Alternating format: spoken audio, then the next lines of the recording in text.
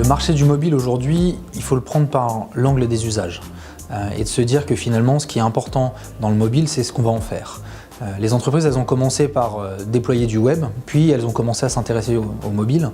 Et maintenant, finalement, ce qui est important, c'est qu'on commence à réfléchir sur la partie mobile, on fait une extension vers les tablettes et on se rend compte qu'il y a un troisième acteur, un troisième device qui vient s'intégrer là-dedans, que sont les objets connectés, montres ou tout autre wearable. À quoi ça sert? C'est que finalement, avec une montre par exemple, on va pouvoir imaginer que dans un bar, un serveur, il ait les mains libres et qu'il puisse recevoir ses notifications.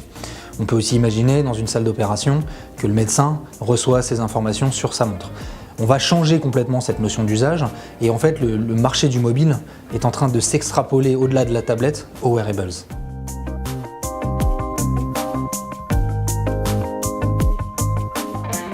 Les usages aujourd'hui sont suffisamment développés. Finalement, la seule limite, c'est nous-mêmes.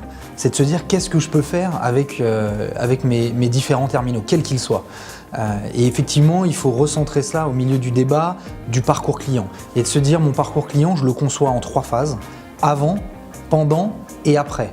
Avant l'acte d'achat, pendant l'acte d'achat, après l'acte d'achat, qu'est-ce que je vais faire pour faire en sorte que mon client, je lui délivre une expérience ultime, qui lui permettent d'avoir quelque chose de complètement nouveau et surtout qui lui permettent d'avoir une fidélité extrêmement forte et un lien avec ma marque complètement nouveau. Et finalement, il faut penser cela comme ça et se dire qu'il n'y a pas de limite, il faut juste voir plus loin et se centrer sur ce que l'on veut faire et ce que l'on veut faire faire à son client.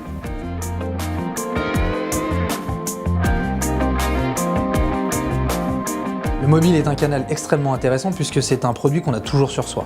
La preuve en est, toutes les études montrent que les gens font demi-tour pour aller chercher leur mobile, peut-être que demain même pour leur tablette. Et finalement, c'est un produit qu'on va consulter en permanence.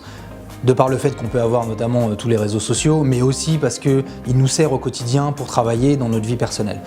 De ce fait, on va avoir une certaine appétence avec la communication qui est faite sur notre mobile et on va la consulter relativement régulièrement. En revanche, il faut avoir du contenu qui soit disruptif et c'est pour ça que les contenus type vidéo ou même white paper dans le monde du B2B sont beaucoup plus attractifs et beaucoup plus lus que les autres.